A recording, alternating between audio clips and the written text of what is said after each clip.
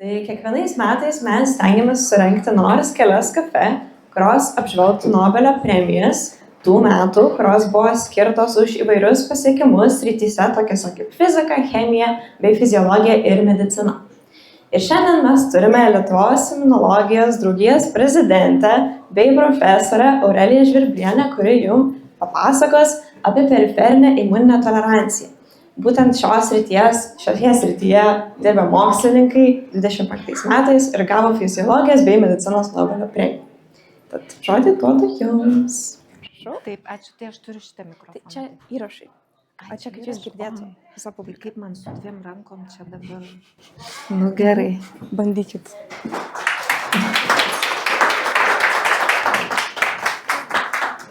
Gerai, tai labas vakaras. Tikrai malonu, kad tokiu šaltu oru tiek daug susirinko žmonių. Nu tai pakalbėsim truputį apie mokslą. Ir kas yra ta periferinė imuninė tolerancija ir kodėl šitie tyrimai verti Nobelio premijos. Tai čia yra Nobelio premijos laureatai, tai priminsiu, kad ta premija buvo suteikta 25 metų rudenį. Ir mums kaip mokslininkams, kurie dirba imunologijos srity, tai va dažnai klausimas toks būna, tai ar labai nustebot, kad buvo būtent už šitos tyrimus ta Nobelio premija? Tai tikrai jokio nustebimo nėra, galbūt nustebom, kad taip ilgai užtruko, kol jinai buvo suteikta, nes tai yra tikrai nepaprastai svarbus. Mikrofoną laikykit truputį arčiau savęs, kad geriau girdėtųsi iš manęs. Nes tai tikrai yra labai svarbus tokie fundamentalūs atradimai, kurie paaiškina, kaip ta mūsų imuninė sistema veikia, kad mums nepadarytų daugiau žalos negu naudos. Tai ir pakalbėsiu apie šitą mechanizmą. Tai kadangi jūs čia ne visi esat gyvybės mokslo ar medicinos studentai, atstovai, tai pirmiausia, trumpas įvadas, kaip ta imuninė sistema veikia. Aišku, neįmanoma per kelias minutės to papasakot. Studentai mokosi visą semestrą ar ilgiau apie tai, kaip jinai veikia, bet turbūt visi esat girdėję, kad tai yra gynybos sistema ir tai iš tikrųjų imuninė sistema dažnai lyginama su kariuomenė ir mes ypač dabartiniam kontekste galim suprasti, kaip yra svarbu, kad ta kariuomenė gerai veiktų, atpažintų priešą ir nepultų draugų ar savų gyventojų. Ir tai yra tikrai be galo sudėtinga sistema, labai sudėtingai reguliuojama, yra įvairios tarpusavio sąveikos tarp ląstelių, tarp molekulių. Ir imuninę sistemą turi turėti absoliučiai bet koks gyvas organizmas. Tai turbūt esat girdėję ir apie bakterijas, kurios turi CRISPR-Cas sistemą arba restriktazės. Tai irgi yra primityvi apsaugos sistema, kuri, pavyzdžiui, apsaugo nuo bakteriofagų. Tai kuo sudėtingesnis organizmas, tuo tas gynybos mechanizmas yra sudėtingesnis.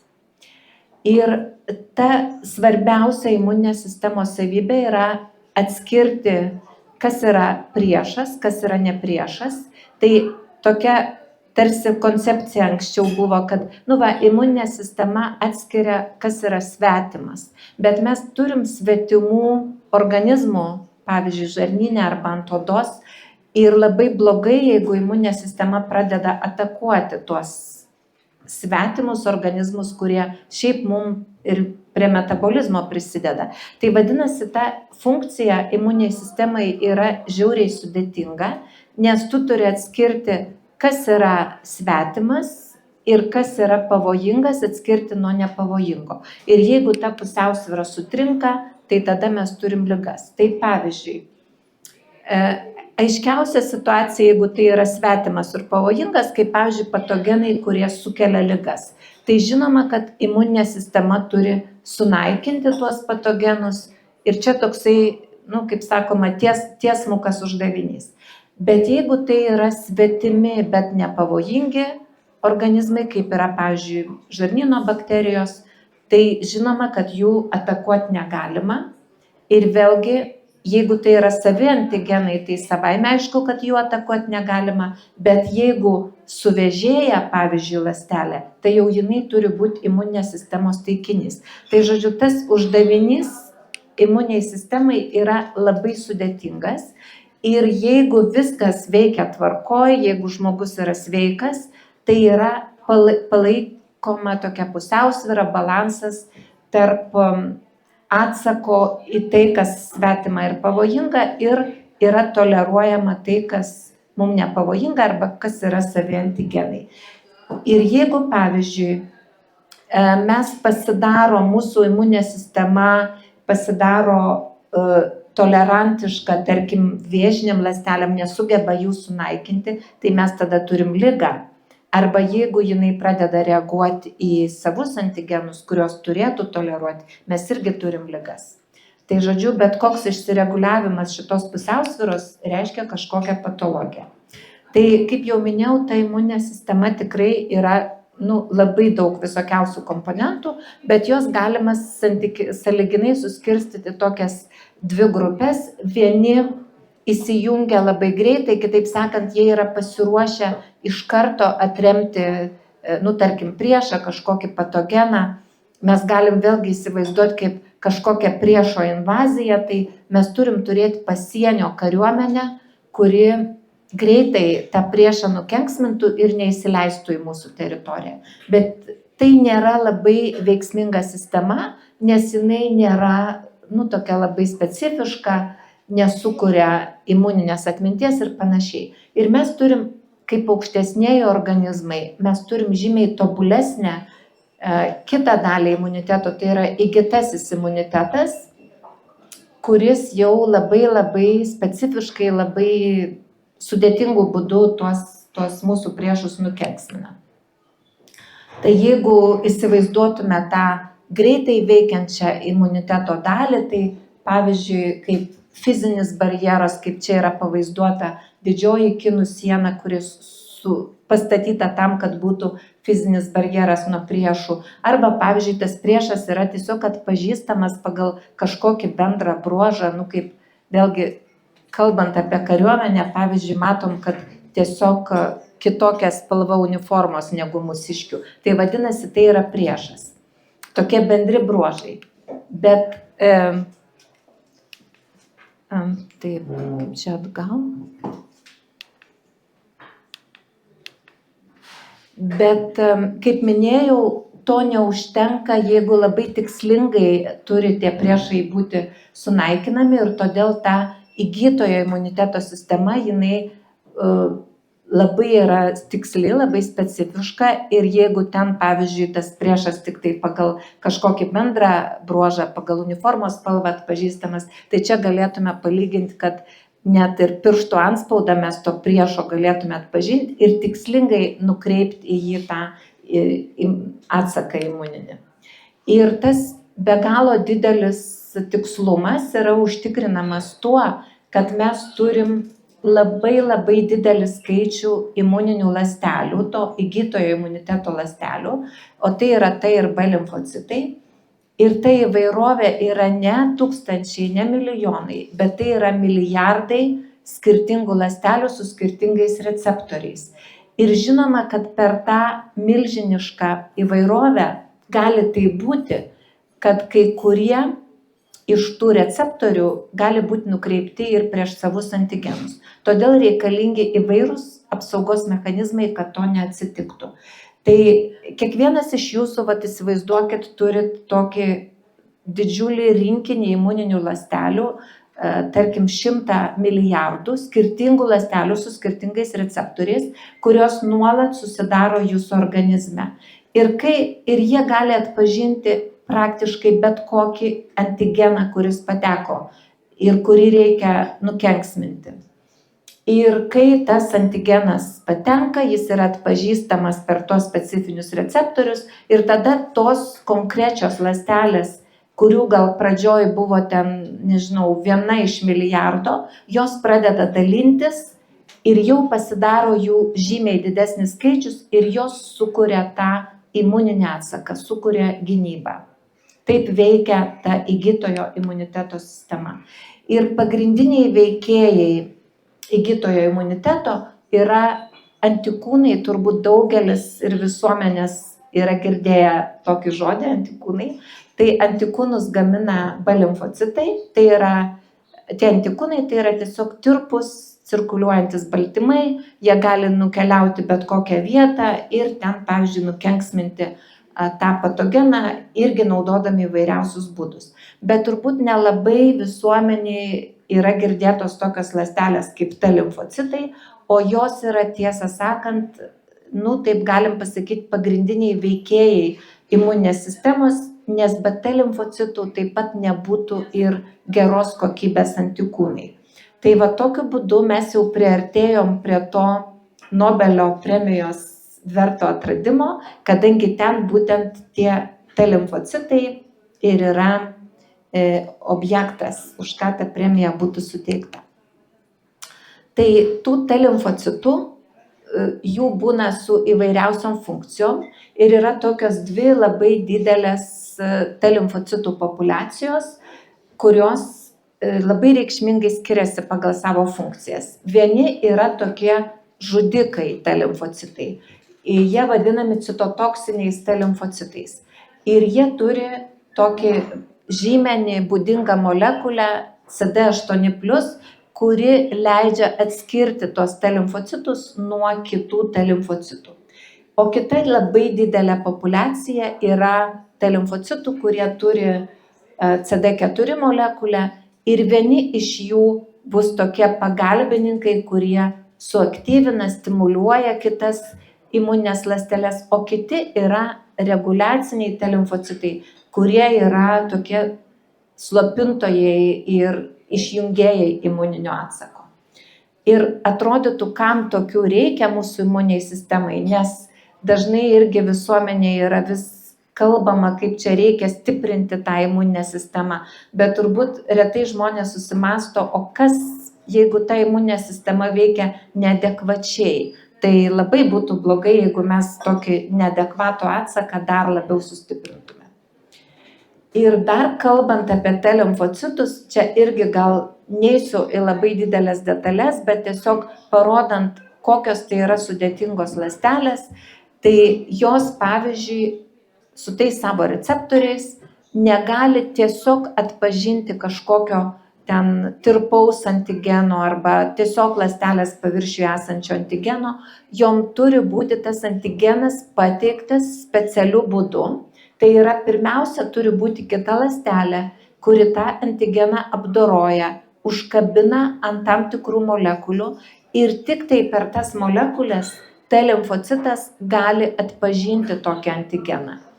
Ir tik tai baltyminės kilmės antigenus T limfocitai sugeba atpažinti. Kitaip sakant, jeigu tai yra, pavyzdžiui, koks angliavandenis ar ten kokia DNR molekulė, tai T limfocitai iš principo tokių antigenų atpažinti negali. Tik tai baltyminius antigenus ir tai būtinai dalyvaujant kitai ląsteliai, kuri tą antigeną pateikia. Ir kontakto metu įvyksta ta aktyvacija.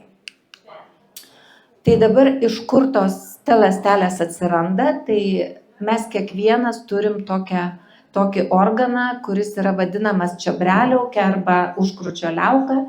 Jinai beje su amžium vis mažėja ir netgi jau jūs, nors ir jauni žmonės, bet jūs jau turit žymiai mažesnę čiobreliaukę, lyginant su jūsų kūno mase, negu, pavyzdžiui, turėjot naujagimystėje. Tai ypač jinai pradeda mažėti sulaukus paauglystės ir paskui vis toliau mažėja ir jau vyresniam amžiui tiesiog nebedaug belieka tos čiobreliaukės. Ir tai yra pagrindinė vieta, vienintelė vieta mūsų kūne, kur nuolat subręsta nauji T limfocitai. Ir beje, tas T limfocitų pavadinimas irgi yra kilęs pagal tos liaukos lotynišką pavadinimą, tai yra tymusas, T raidė ir pagal tai tie T limfocitai gaminami. Ir tie milijardai naujų T limfocitų nuolat išeina iš čiobreliaukės ir sukuria tą mūsų gynybinę sistemą. Ir todėl prieš išleidžiant iš čiobreliaukės tie T limfocitai būtinai praeina tam tikrą patikros procedūrą, kurios metu yra pašalinami tie T limfocitai, kurie atpažįsta savus antigenus. Ir tai sukuria mechanizmą, kuris yra vadinamas centrinė tolerancija.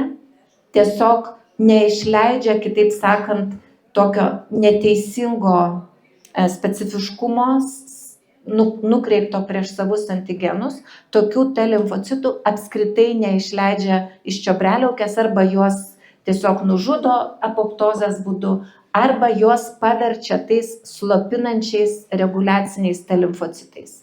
O tie, kurie nereaguoja potencialiai su savais antigenais, jie jau yra išleidžiami į periferiją.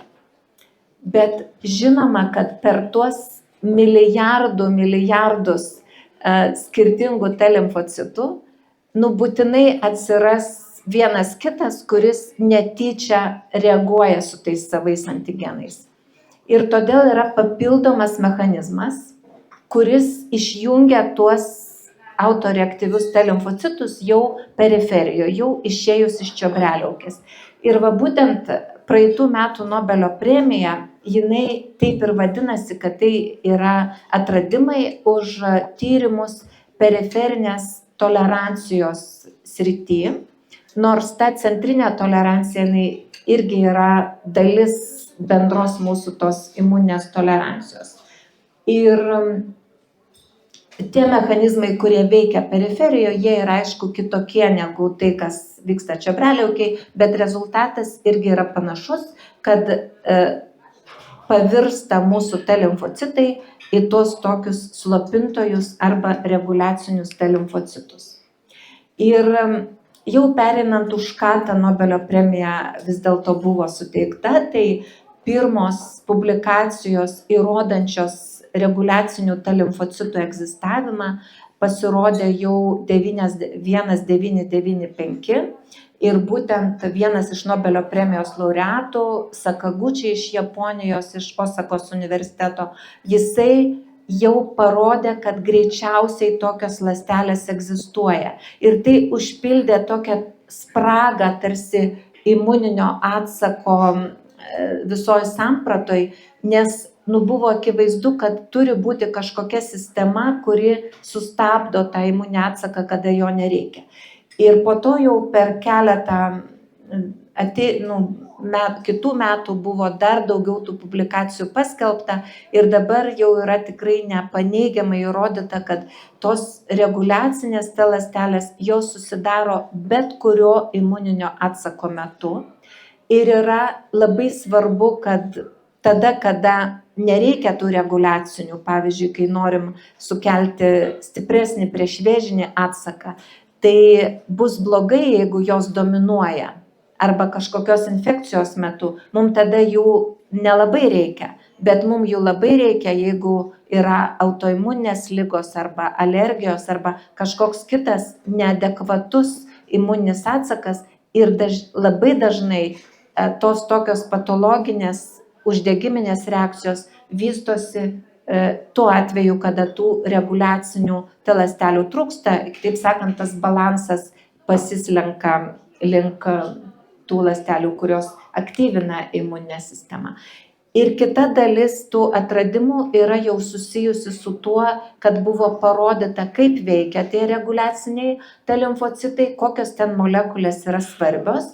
Tai kita mokslininkų grupė iš Jungtinių valstijų, jie parodė, kad šitiem reguliaciniam T limfocitam yra svarbi tokia molekulė, kuri vadinasi FOXP3. Tai yra transkripcijos veiksnys, tai tiesiog trumpai tariant, tai yra molekulės, kurios paleidžia kitų baltymų transkripciją, biosintezę ir būtent tas veiksnys paleidžia tų tokių supresuojančių baltymų biosintezę. Ir todėl ta reguliacinė ląstelė, jinai sugeba atlikti tą tokią slopinančią funkciją. Tai šitie mokslininkai, jie parodė tokį labai retą genetinį sutrikimą, kai yra šito FOXP3 baltymo mutacija ir tokie kūdikiai iš karto po gimimo, jiem pasireiškia visa eilė labai sunkių autoimuninių tokių patologijų, požymių, sisteminė autoimuninė reakcija. Toks sunkus genetinis sutrikimas, kuris yra susijęs būtent su to FOXP3 baltymo mutacija ir žinoma, po to reikšmė šito baltymo buvo parodyta ir kuriant, pavyzdžiui, nokautinės peles, kur irgi pasireiškia labai stipriai tie autoimuninio uždegimo požymiai. Tai dabar, kam mums reikia tos imuninės tolerancijos ir tų reguliacinių T limfocitų, tai kaip jau ir minėjau, pirmiausia, tai yra apsauga nuo autoreaktyvių reakcijų, taip pat turi būti imuninis atsakas išjungiamas, kada jo nebereikia, pavyzdžiui, patogeno nebeliko, tai įsivaizduokit, kas būtų, jeigu mums visą laiką tos ląstelės ten būtų suaktyvintos ir vis varytų kažkokį uždegimą, kai to nebereikia. Tai vat stabdo jie tą neadekvatų perteklinį imuninį atsaką, bet minusas yra šitų ląstelių, kai jos pradeda dominuoti, pavyzdžiui, kažkokiam audiny aplink auglį, aplink naviką, arba kada yra nesustabdoma infekcija ir tada jinai pereina į lėtinę ilgalaikę infekciją. Tai va tais atvejais reikėtų tuos reguliacinius T limfocitus kažkaip pašalinti, sustabdyti, nes jie tada jau atsakingi už patologiją. Tai dabar, kodėl vis dėlto imuninio atsako metu gali susidaryti tie reguliaciniai T limfocitai? Tai sistema veikia taip, kad jeigu mūsų ta imuninė sistema nuolat mato kažkokį antigeną, kaip yra su savais antigenais, tai jie niekur nedingsta ir jų kiekis nepadidėja. Mes visą laiką turim maždaug vienodą jų kiekį. Ir tai yra mechanizmas, kuris veda būtent į periferinę toleranciją, kitaip sakant, užtikrina, kad mes būtume sveiki. Kitas dalykas, jeigu mes kalbam apie svetimus antigenus, pavyzdžiui, kodėl su kai kuriais patogenais nesusitvarko mūsų imuninė sistema, tai gali būti priežastis, kad tiesiog trūksta tų vadinamų pavojaus signalų. Tai yra, T limfocitai nėra suaktyvinami pakankamai stipriai, kad jie galėtų sureaguoti. Tai vėlgi kalbant apie mūsų imuninę sistemą, kuri tikrai veikia panašiai kaip ir kažkokia, nežinau, visuomeniai apsaugos sistema, tai man dažnai ateina į galvą toksai palyginimas, jeigu mes prisimintume, aš matau, kad tikrai jūs remiat Ukrainą ir turbūt prisimenat, kokį visiems siaubą sukėlė ta invazijos pradžia ir kaip žmonės tiesiog, tai buvo toks stiprus pavojaus signalas, išjudino tiesiog visuomenę, visi ėjo į gatves, tai buvo labai stiprus pavojaus signalas. Arba pavyzdžiui, kai ten, nežinau, mūsų toj politikoje irgi kažkokie veiksmai, tarkim, su kultūros ten bendruomenė. Vėlgi tai yra pavojaus signalas, kurie išjudina ir tokiu būdu yra tie gynybiniai mechanizmai įjungiami, kad ta situacija kažkaip išsispręstų. Ir palyginkim, kas būna, jeigu mes tiesiog priprantam prie tų blogų dalykų. Taip, kaip ir sakoma, dabar karas yra normali būsena arba kitos šalies užgrobimas jau yra normalizuotas ir nieko nebešokiruoja. Tai yra tolerancija pačia blogąja prasme, kuri rodo, kad tie gynybiniai mechanizmai nebesuveikia, jeigu mes nuolat duodam tokią stimulaciją, kuri jau nebeskleidžia tų pakankamai pavojaus signalų. Tai su imuninė sistema yra panašiai. Kažkoks patogenas, kuris yra tiesiog nesukelia ten labai ryškių požymių, pavyzdžiui, kaip kokia Laimo liga, kai vystosi. Tai pati bakterija ten nesukelia labai stiprių uždegiminių reakcijų ir todėl jinai išlieka ir mums tiesiog po to jau gadina gyvenimą kaip kažkokia lėtinė infekcija. Ir aišku, tie periferinės tolerancijos mechanizmai, jie yra paremti tam tikrais molekuliniais dėsniais, tai vat tokie čia išvardinti tie mechanizmai, bet aš jau nenoriu jūsų apkrauti, turbūt čia labai specializuota, bet, pavyzdžiui, tokia būsena, kuri vadinasi anergija. Tai vat man irgi atrodo, kad visuomenė, kuri yra abejinga pavojaus signalams, jinai pasidaro energiška. Kitaip sakant, tas pats man, kas čia vyksta aplinkui. Ir tai galų gale tu net nepajauti, kaip tiesiog pražūsi nuo tos energijos. Tai vat, te limfocitai irgi gali pereiti tokią energijos būseną, kuri yra tiesiog abejingumo būsena. Bet yra kitas mechanizmas, pavyzdžiui, kaip apoptozė, kuri yra nuo hiperaktyvacijos. Kitaip sakant, jeigu tu, nežinau, visai ten persiplėši, nežinau, reaguodamas į tuos pavojaus signalus, tai galų gale tai turbūt ir gali baigtis blogai. Tai žodžiu, tokie mechanizmai, kuriuos, galim suprasti, kad jie gali vykti toj mūsų gynybiniai sistemai, imuniniai sistemai. Ir žinoma, kai mes norim sukelti imuninį atsaką, pavyzdžiui, vakcinuojant, skiepijant, tai mums irgi reikia galvoti apie tai, kad ta imuninė tolerancija nebūtų sukelta. Tai pavyzdžiui, į vakcinas yra dedami tokie priedai, kurie vadinami adjuvantai, kurie sukelia tiesiog tuos pavojaus signalus. Nes jeigu tai yra natūrali infekcija, tai dažniausiai vis dėlto patogenas paskleidžia tą pavojaus signalą.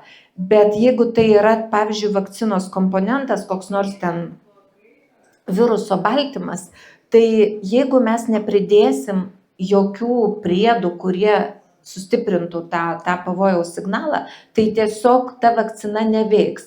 Tai vėlgi aš prisimenu čia ne taip seniai, kaip Amerikos prezidentas pasakė, kad yra didelis blogis vakcinose aliuminio junginiai. Ir todėl jisai siūlo, kad iš vakcinų tie aliuminio junginiai būtų išimti. Ir kad reikia tiesiog dabar taip vakcinas gaminti. Ir plus dar suleisti jas mažom dozėm ir daug kartų. Tai aš galiu pasakyti, kad tai yra tiesus kelias į imuninę toleranciją, nes tie aliuminio junginiai yra ne kas kita kaip adjuvantai, kurie taip jie sukelia uždegimą, žmogus jaučia diskomfortą ten porą dienų po vakcinacijos, bet tai ir yra tas pavojaus signalas, kuris sukelia imuninį atsaką. Ir žinoma, yra taip pat labai svarbu tą imuninę toleranciją apeiti vėžio gydymui. Vėžio gydymo atveju ir yra visa eilė naujų technologijų, kurios leidžia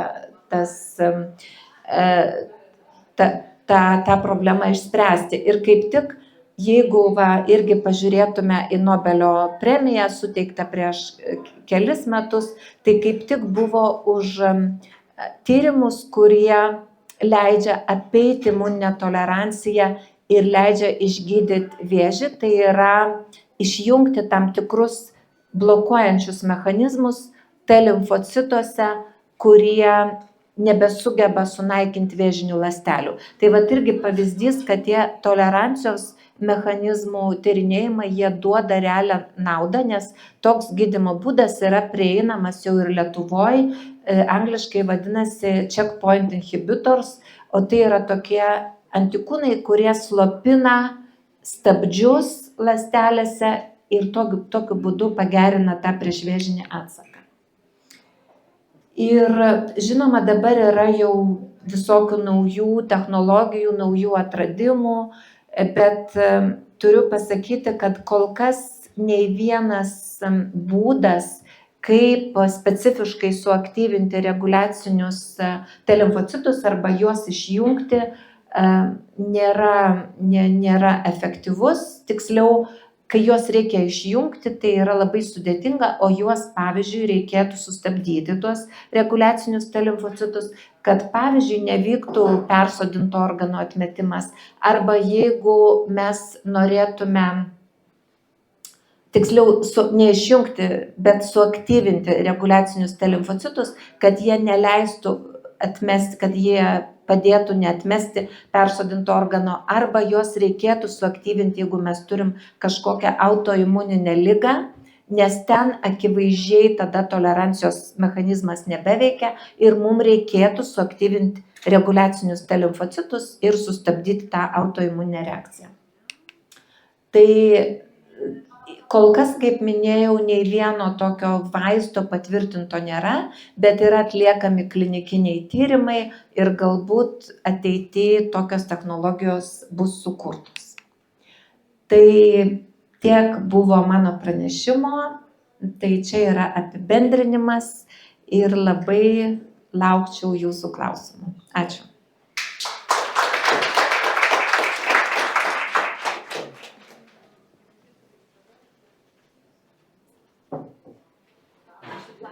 Taip. Man tai įdomu, kažkiek ten aš atsimenu, kad kai COVID'as buvo, tai labai buvo apie tą perdėtą imuninę reakciją organizmo ir dauguma mirčių buvo dėl tų citokinų audrų.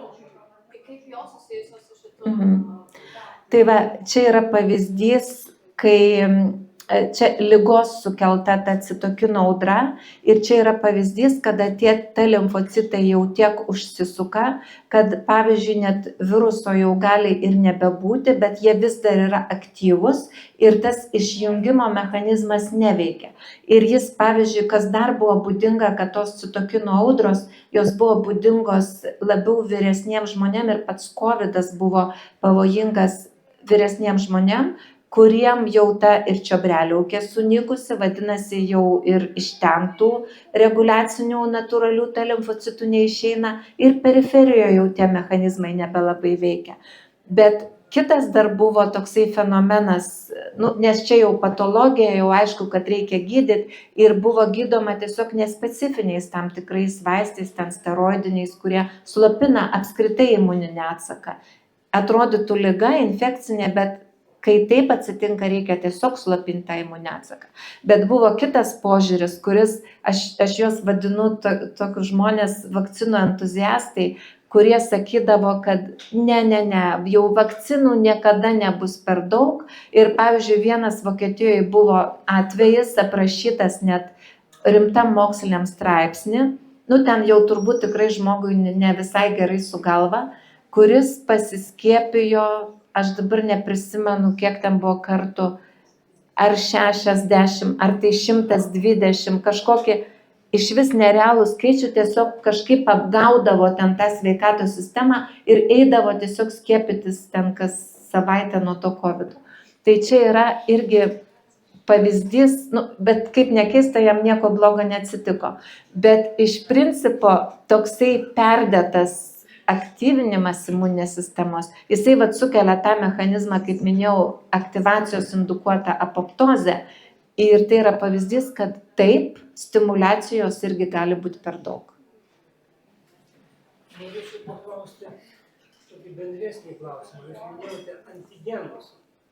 O tai kas tai yra ir kaip jie pažįstami tenai tuose ląstelėse, kad kažkokios tai turi antigenus, kažkokios neturi. Taip. Jo, tai antigenas yra labai bendras terminas ir pavyzdžiui, jūs dabar geriat alų, valgot, ten nežinau, mėsą, bulvytes ir jūs gaunat daugybę medžiagų, kurios tiesiog yra įvairiausi antigenai. Tai yra baltymai, tai yra polisacharidai. Jūsų kūnas irgi yra pilnas visokiausių molekulių, kurias mes tiesiog vadinam, tai yra mūsų savi antigenai arba autoantigenai. Bet kitaip sakant, tai yra absoliučiai bet kokia medžiaga, su kuria gali mūsų imuninės ląstelės tiesiog susidurti ir gali į juos reaguoti arba nereaguoti. Tai jeigu viskas pas mus veikia normaliai, tai mes turim nereaguoti į maisto antigenus, į mūsų pačių ląstelių antigenus, į aplinkos antigenus tokius kaip žiedadulkės, nes jie mums nieko blogo nedaro, ir į savo žarnyno bakterijų antigenus. Į visą tai mes turim nereaguoti. Bet jeigu išsireguliuoja tie tolerancijos mechanizmai, tai tie antigenai mums sukuria problemų, kitaip sakant, reakcija į juos mums sukuria jau kažkokią problemą kaip perteklinė aktyvacija imuninės sistemos. Tai kitaip sakant, atsakant į jūsų klausimą, antigenas tai yra labai bendras terminas, bet kokiai medžiagai iš principo. Taip, prašau. Norėčiau paklausti apie čiobrelių, kai jūs paminėjot, kad žmogus senstant Jo. nyksta. Gal yra kokių nors rekomendacijų, kaip vyresniems žmonėms išsaugoti nors dalelę tos čiobrelių? Tai labai grubiai pajokausiu, kadangi ta čiobreliaukė išnyksta nuo paauglystės ir nuo hormonų, tai turbūt labai padėtų kastracija iki paauglystės, bet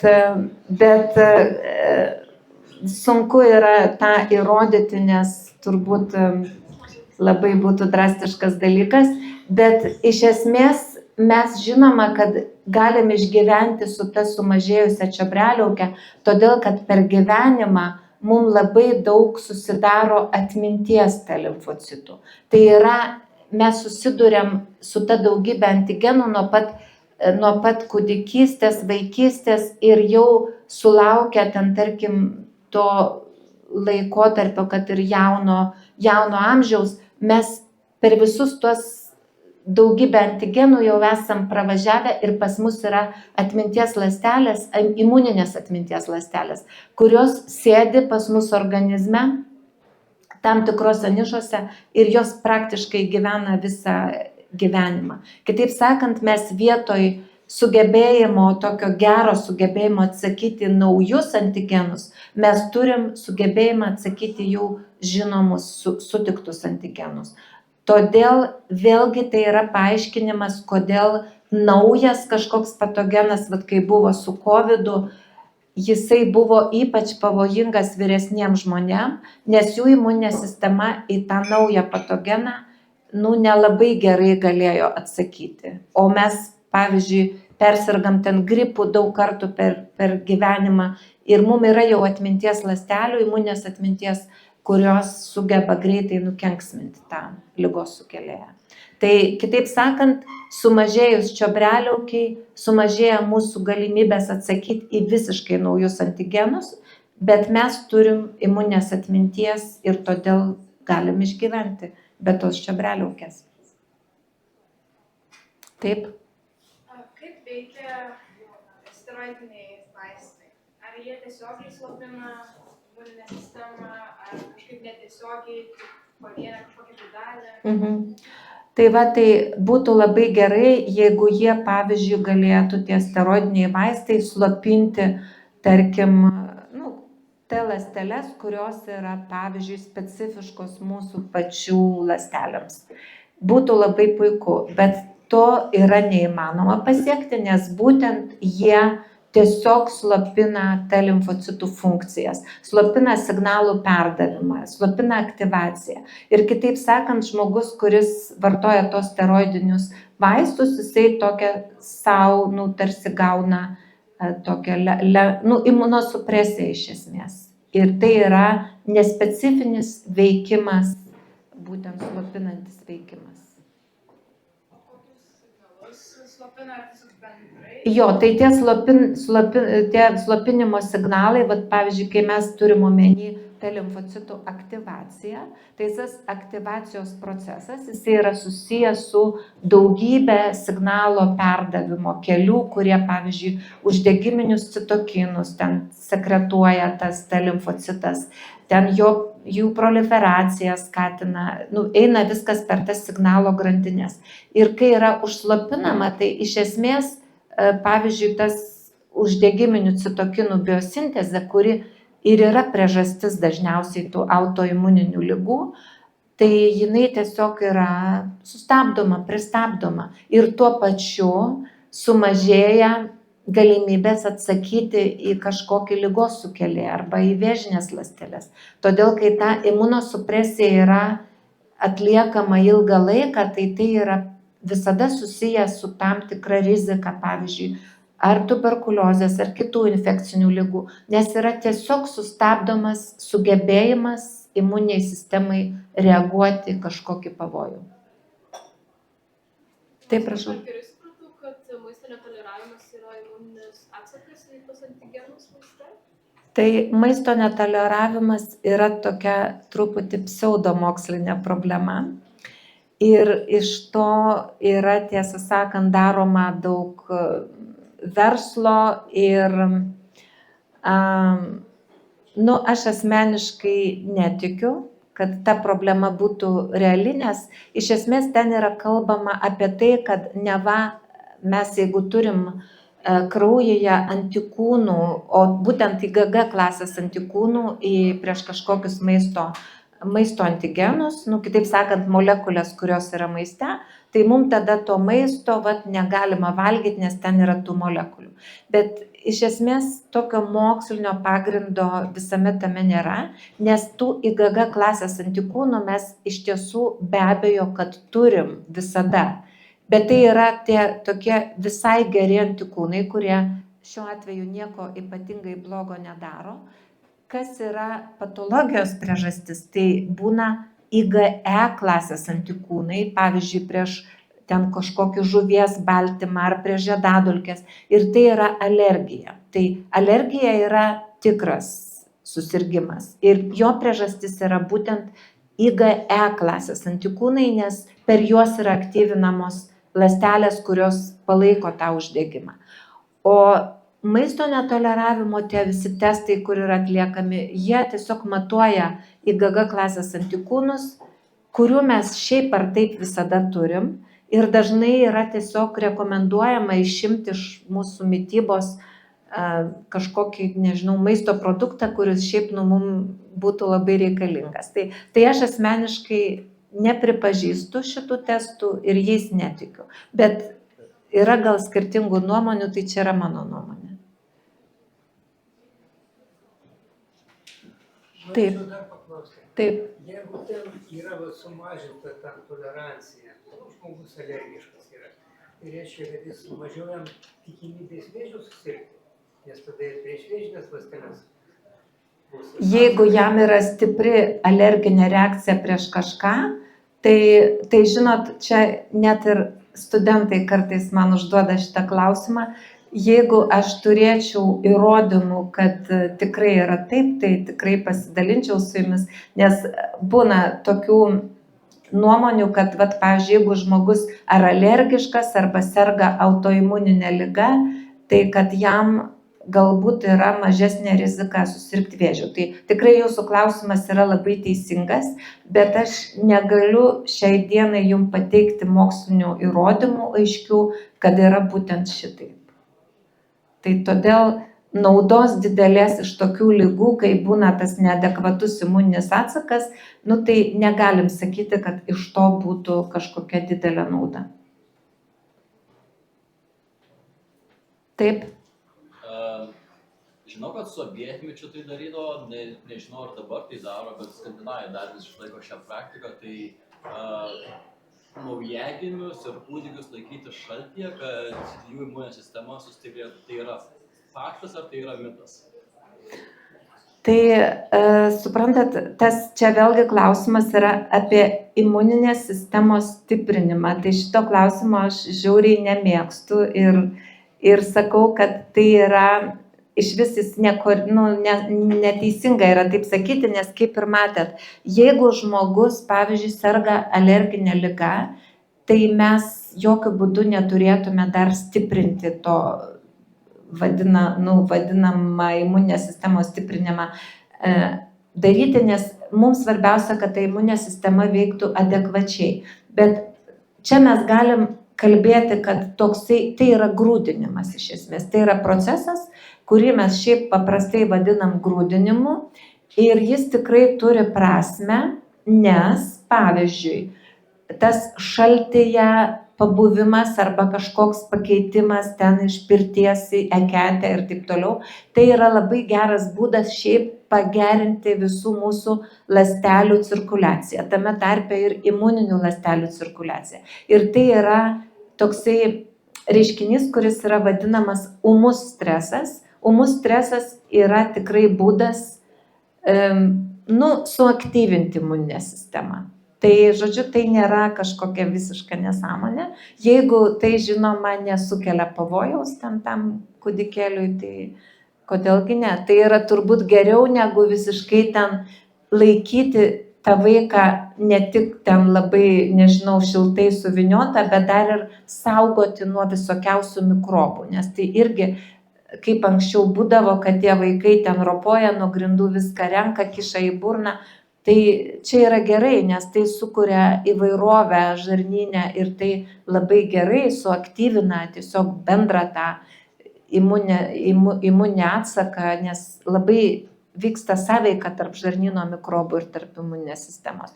Tai vat perteklinis toksai vengimas mikrobų aplinkos arba ten labai vengimas to šalčio ir panašiai, tai tikrai nėra gerai.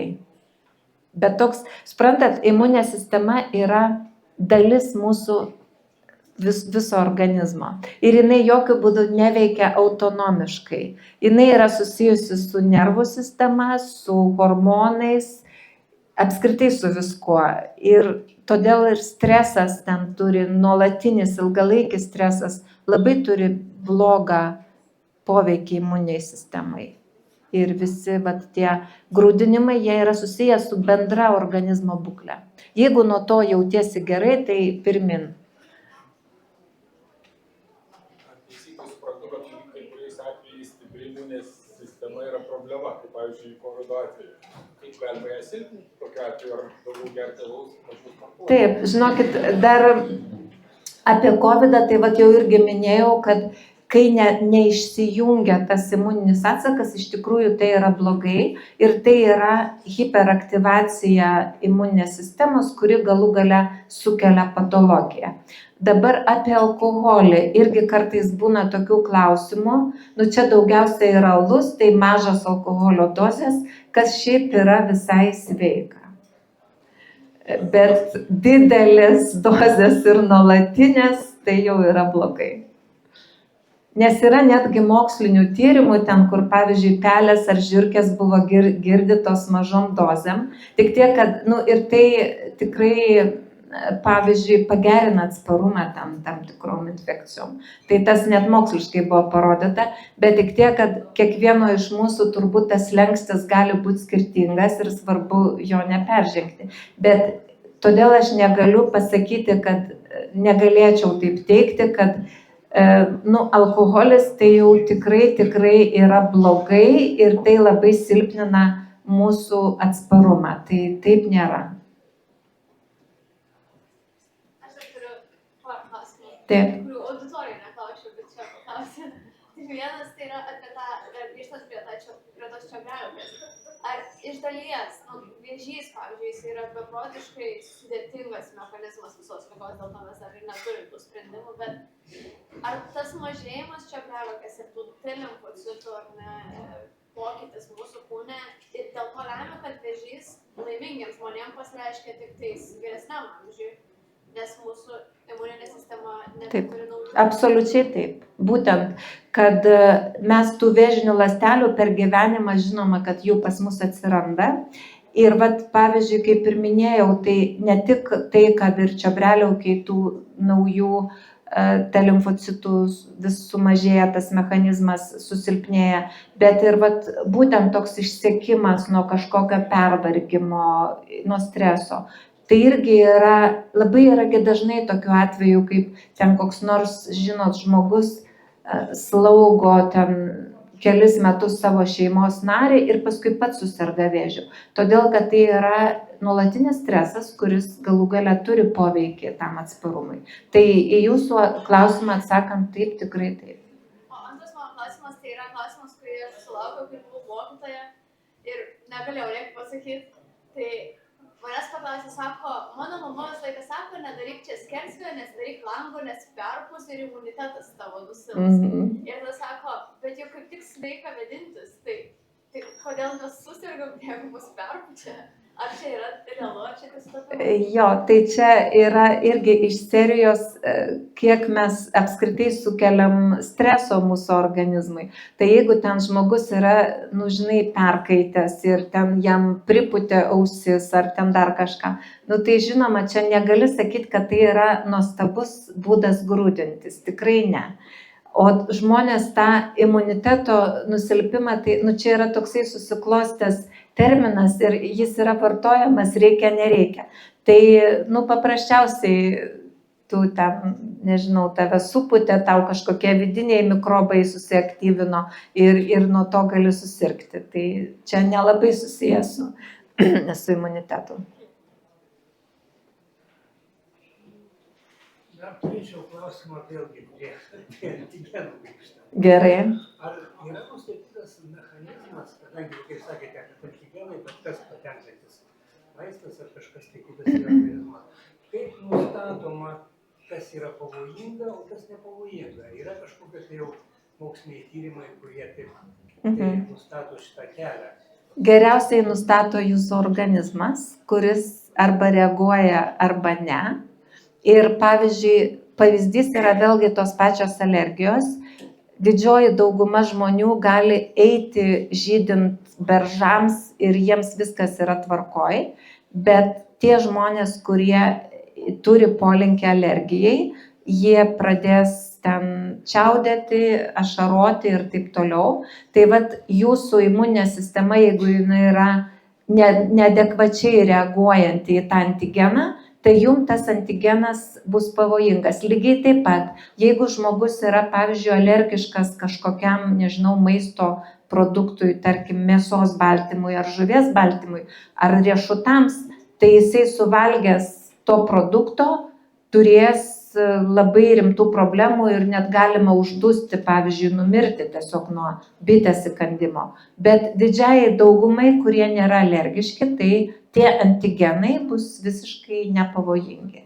Tai tokios bendros taisyklės, kad, kažkokie antigenai visiems, taip kaip, nežinau, čia nebent yra infekcijos sukėlėjas. Pavyzdžiui, koks nors ten, nežinau, pasiutligės virusas, tai jisai visada bus mirtinas visiems. Nežiūrint, kokią ten jūs tą imuninę sistemą turėsit, kiek ten eketei būsit maudęs ir taip toliau. Tiesiog tai yra mirtina infekcija ir viskas, taškas.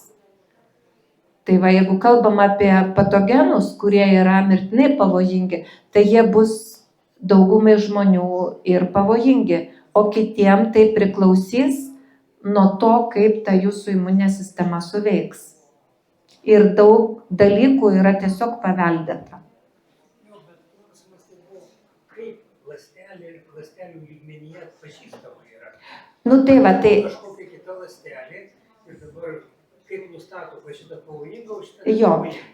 Tai žiūrėkit, tai aš gal tada pabandysiu dar sugrįžti, nors gal visi jau pavargo, bet dar tiesiog sugrįšiu prie tos mokslinės tokios skaidrės.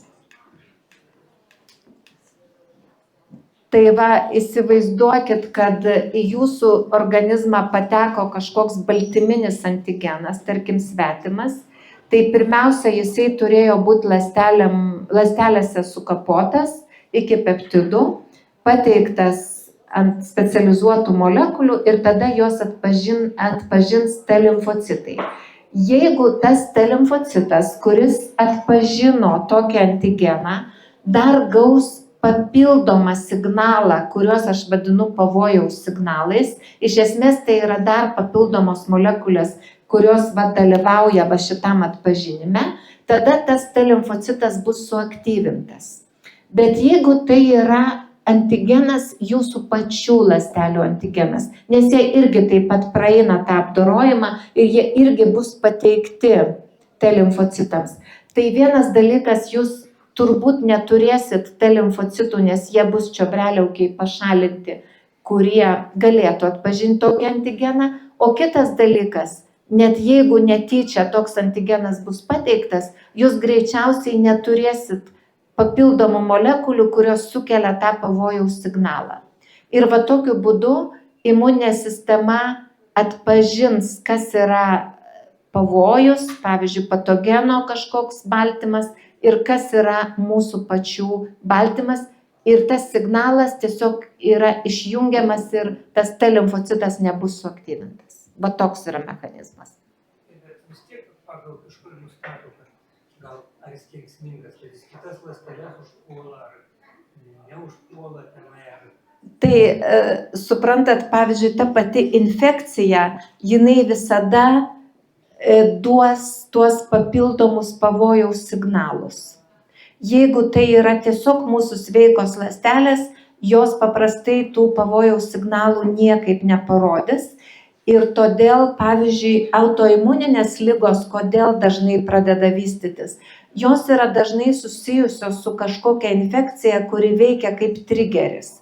Tai yra tos infekcijos metu, kai yra parodomi ir patogeno baltymai, ir mūsų pačių baltymai, tai potencialiai genetiškai tokiam žmogui turinčiam polinkį, jam galų gale gali būti kaip trigeris autoimuniniai ligai. Nors daugumai žmonių taip neatsitiks. Bet tiem, kurie turi polinkį, o tą polinkį nulemia va šitos molekulės, aš jau apie jas nepasigilinsiu, bet mes šitas molekulės tam tikrą jų rinkinį paveldim iš savo tėvų ir vienokias molekulės mes turim, kitokias neturim ir nuo to didelė dalim priklauso, kaip mes sugebam tuos antigenus atpažinti, kaip mūsų imuninė sistema sugeba atpažinti.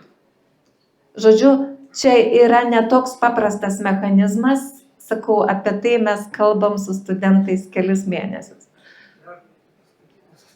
Tai prašom. Jo, čia yra iš to lotyniško pavadinimo, nes tymus, man atrodo, yra čiobrelis iš lotynų kalbos. Tai toks tik tai panašumas, tiesiog taip pavadinta. Aš nežinau, gal ten kažkokia struktūra panaši yra į tą čiobrelis, negaliu pakomentuoti. O dar minėjot medžiagas, kurių bijo pasaulio prezidentas, kurios sustiprina organizmo reakciją. Ar teisingai suprantu, kad jeigu tave skiepija ir tu kuo daugiau kankiniesi, kuo reakcija stipresnė, tuo geriau vakcina veikia? Ne visai, jo, žinokit, yra tam tikras ryšys, bet kad tai būtų 100% tokia koreliacija, tai ne visai taip turbūt, nes vėlgi tai priklauso nuo tos individualios reakcijos. Ir pavyzdžiui, gali būti, kad jūs ten paskiepijo, jūs ten tuo pačiu metu kažkokį kvėpavimo takų virusą pasigavot ir jum ta reakcija tiesiog tuo metu bus labai stipriai tą skiepą, tokia, kur jau kažkokią temperatūrą pakils ir taip toliau. Būna irgi labai priklauso nuo tų molekulių, kurias mes paveldim ir kartais žmonės tikrai labai sunkiai reaguoja į skiepą, būtent sukeliama tokia sisteminė reakcija, bet nebūtinai tai reiškia, kad jų tas atsakas bus geresnis ar ilgiau trunkantis. Čia tikrai nėra tokios 100% taisyklės. Bet iš esmės taip, tai yra susiję su tais pavojaus signalais, tai kaip ir geriau tie limfocitai yra suaktyvinami, jeigu toks uždegimas yra sukeliamas. Taip. Kodėl gydytojai sako, jeigu čiobrelia mažėja su amžiumi, kad su amžiumi gali alergijos išnykti, arba net autoimuninės ligos sako, palauk, kai ateini mažas, paauksi ir išnyks. Jo, tai čia dažniausiai yra susiję su tais ne jau išjungimas imuninio atsako, bet būtent ta pirma fazė, kai yra pati ta aktyvacija, aktyvacijos procesas. Ir pavyzdžiui, ypač su alerginiam ligom tai yra susiję, kaip jos transformuojasi. Ten, pavyzdžiui, iš pradžių buvo, kadangi keičiasi, pavyzdžiui, mityba, ten kūdikis labiau gali į pieno produktus reaguoti, paskui jo mityba pasikeitė ir tiesiog tie alergenai nebe taip jau maiste dažnai pasitaiko. Tai tas yra dažnai susiję su tuo išaugimu ir, pavyzdžiui, kūdikio, ypač pirmų mėnesių, imuninė sistema yra labai skirtinga nuo suaugusio žmogaus. Ir todėl iš tikrųjų jinai paskui taip susibalansuoja. Nors taip tie kūdikiai turi tą didelę čiobrelia, daug tų naivių limfocitų, bet įsivaizduokit, koks yra sudėtingas uždavinys tam naujagimiui, kuris iš beveik sterilios aplinkos pakliūna į aplinką, kur yra nežmoniška daugybė mikrobų ir visi jam yra nauji. Ir todėl, pavyzdžiui, pirmų mėnesių kūdikių imuninė sistema, jinai būtinai turi turėti tuos stabdžius turi turėti. Nes jeigu jis reaguotų, kaip pavyzdžiui, ten kokių 6 metų vaikas, tiesiog neišgyventų. Tai todėl pirmi mėnesiai yra tokie su tais link tolerancijos mechanizmai, paskui jam reikia įgyti atminti prieš tą daugybę antigenų, už tai jisai stipriai reaguoja į tos visokius antigenus ir paskui, kai viskas nusistovi, jam ten nusistovi tos atminties ląstelės, tai ta imuninė sistema taip irgi tiesiog biški stabdžius paspaudžia ir, žodžiu, nebe taip, nes čia yra du susiję procesai. Atsakas į naujus antigenus, kuris labai reikalingas yra vaikystėje. Ir iš kitos pusės tas išjungimo mechanizmas, kuris eina per reguliacinius T limfocitus.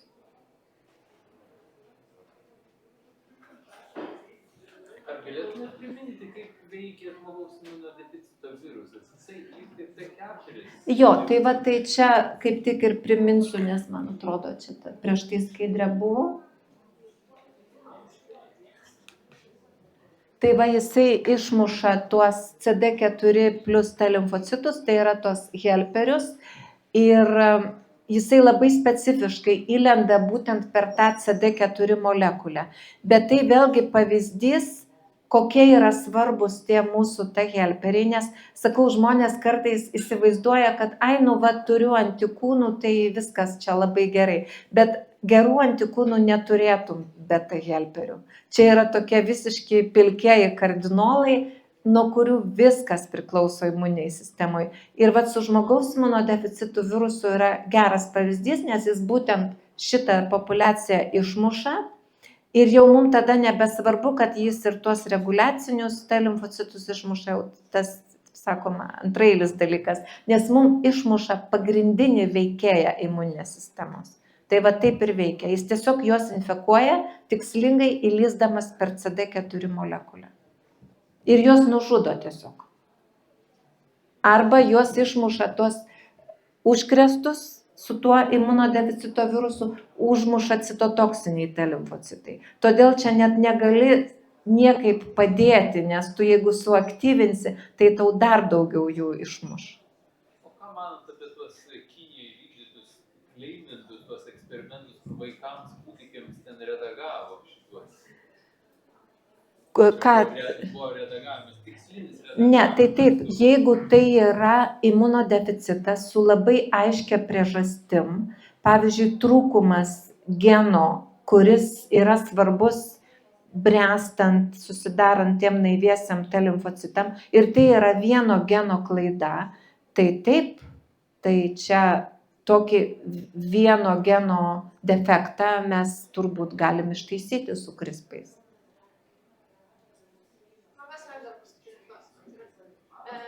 Grįžtant prie Nobelio premijos, jeigu jums dabar paskambintų ir sakytų, nu va dar vieną Nobelio premiją galim suteikti imunologijos tyrimų, kokiam tyrimui, kuris gal jums labiausiai atrodo promising, nežinau, į ateitį? Jo, tikrai labai įdomus klausimas, aš dabar galvoju, yra toksai irgi fenomenas, kuris kol kas yra mažai ištyrinėtas, ir galbūt kažkada už jį irgi bus Nobelio premija.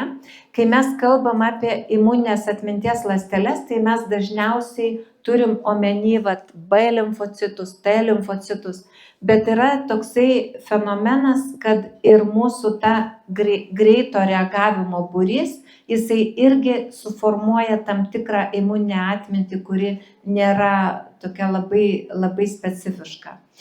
Tai kol kas irgi tyrimai dar vykdomi, faktas, kad tai veikia, bet galbūt bus pripažinta, kad be šito mūsų imuninė sistema irgi negalėtų funkcionuoti. Lygiai taip, kaip tikrai negalėtų funkcionuoti imuninė sistema be reguliacinių T limfocitų, nors prieš 20 metų niekas nežinojo, kad jie yra.